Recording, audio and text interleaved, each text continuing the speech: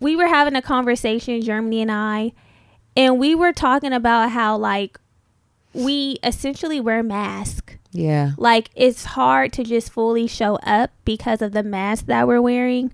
We're not being completely honest with other people. Sometimes we're not even being completely honest with ourselves. Right. And we're just ready to stop holding back. We're ready. Yeah. And that brings us to the topic that we're talking about today, as our series wrap up, is just being completely unbothered. That's what that looks like. Having the boundaries. Yeah. Not worrying about how others perceive us. Flipping the script on these stereotypes is us showing up as completely unbothered. Yeah. Being unbothered and apologetically like ourselves is really a conscious pursuit of stripping away everything that either someone has told you about yourself, the things that you currently believe about yourself, and just living and thriving in all that you really are, the person that you truly are. Mm-hmm. And I've shared this on the show many a times, but like I am hyper aware of the way I'm perceived by other people. So much so that it does stop me from being able to show up not authentically, but unapologetically. Like I'm authentic, but it's only to a certain extent. It's with restraint. It's with restraint. Like, ooh, I really don't want to go there. Or if I go there, how will they think about me? Yeah, it's what going there. It's going there and then overthinking after you went there. Girl, like I shouldn't have went there. Why did I do that? Right. What do you think? Am I tripping? It comes with a lot of, ooh, am I tripping? Yeah. Please, somebody tell me. But I want to enter this era, this new phase of my life where I'm like, I don't give a fuck. Yeah. Like, I'm not tripping. Right. Because I know what I said. I said what I said. And I'm doing what I'm doing. And I'm doing what the fuck I'm doing. Period. So as we've been going through this series, like I've realized some areas that I need to work on so that I can show up completely unbothered and unapologetic. One of them, like we said, one of the recurring themes was boundaries. And that is basically simply enforcing boundaries. Mm-hmm. Like I'm reading this book or listening to this book by Nedra Tawwab. And once she breaks down all the different boundaries that you have to set, the way to set them, and like dealing with how other people receive and even perceive the boundaries that you're setting, I realized that this is a large area of opportunity for me and how it's so necessary for me to just really thrive. Yeah. Yeah. I'm interested in hearing that book as well, because I feel like I'm pretty good with boundaries and enforcing boundaries, but I know that I have an issue with conflict. So I have boundaries in place that allow me to not engage in conflict because I'm not going to, what do I want to say? The boundary is in place so much so that I don't even want to talk about, what do I really want to say? Hold on. I'm putting it in my mind. I'm good with boundaries, but there's certain boundaries that I've put in place where I don't allow people to question them so that there's no conflict that comes up, because I'm not that great with conflict. Well, that would be a good boundary, because if that is how you are with all the things that you place boundaries on, that means that you set the boundaries and you're firm in the boundaries and people understand them and they're aware that your boundary is your boundary and there's no room for conversation. If that's truly is what's happening. Let me listen to the book. Well, I mean, you listen to me. I said it. I know, but I want to hear her, because you're not giving me like the... I'm saying if that is what you're doing, then you are setting boundaries and you're good at setting boundaries. Yeah. What some of the things that Nedra says, which makes me which made me think about like, oh, this is another area for me to enforce boundaries, is because she said that a lot of us don't set certain boundaries because we're concerned about the way others perceive us. So we can't show up completely unbothered or even unapologetic because we're constantly thinking about how others perceive us, which prevents us from saying certain things that we might not even look at or see as a boundary, but it's really just how we're showing up. You know, it's not just, boundaries aren't just, this is what you got to do to deal with me. Like, this is what I'm accepting. Boundaries are really just simply vocalizing certain things. It's also not participating in certain things, and also not thinking about how are they going to see me if I say this?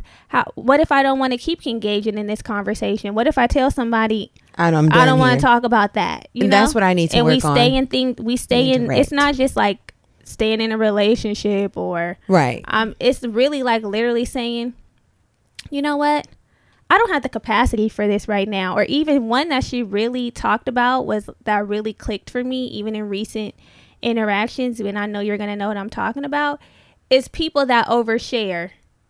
They overshare and they don't know like when it's appropriate to have certain conversations with certain people around, and being able to enforce a boundary even right there is letting that person know like this isn't the time. You know, like this isn't the space for this conversation, or I don't have the tools for you right now. You know, like that is really flexing and enforcing so that you don't feel drained, you don't feel depleted, your experience isn't completely ruined because of the way that somebody else is showing up, and they don't understand how you need them to show up for you guys to operate in this space cohesively. You know what I'm saying? There's so much. I'm like, wow, there's a lot of work to do. And this is why I said I need to listen to the book, because it's not as like cut and dry or black and white as these are my boundaries, this is how people respect them.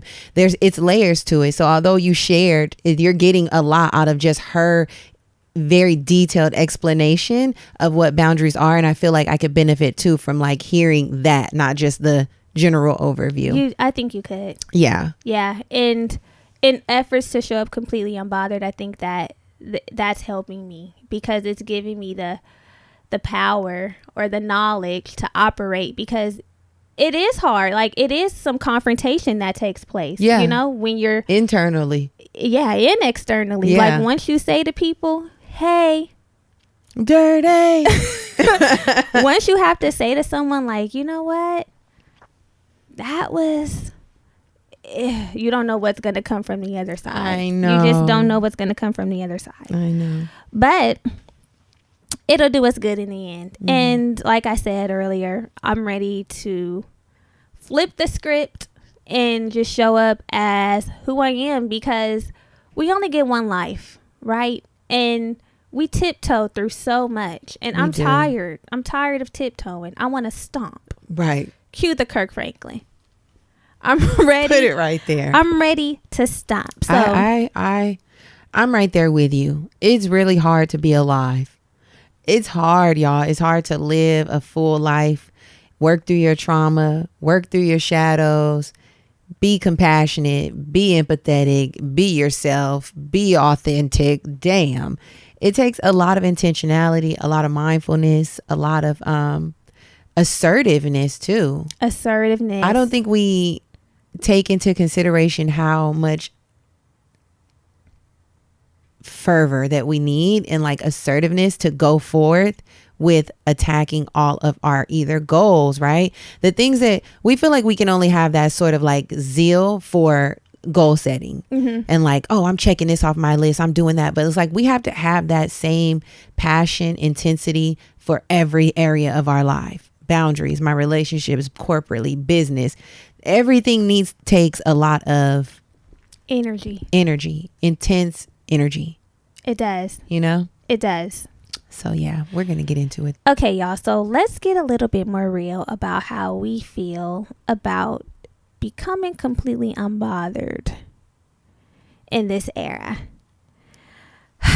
Like I said, for me, I definitely have an area of opportunity to enforce boundaries and just show up as who I am authentically.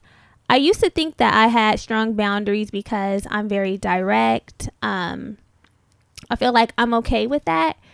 And I'm not that scared of confrontation, but I have noticed that there's just room for me to just say, fuck it, and show up, especially as a grown woman. Like, I feel like sometimes we are still trapped in our kid-like mind. We're fearful of what people are thinking. We're fearful of people understanding what we're saying.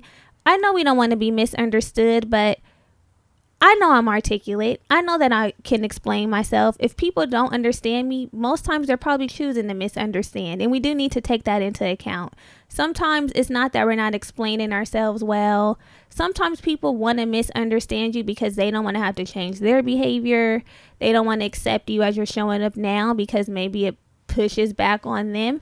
Like, nah, this is just what it is, and I only get one life to live, and I want to be completely unbothered. But it's hard. If I'm being honest, it's fucking hard, because like you said, being a human is hard, and dealing with contrast is hard, and expressing myself is hard, and being vulnerable is hard, and showing up in a way that is opposite of the way that I've been conditioned to show up is hard. Like, it's very hard to do all those things, but I have to do them, because what's also hard is worrying about, oh, did somebody take that any way other than how I intended for them to take it? Are they thinking something unfavorable about me?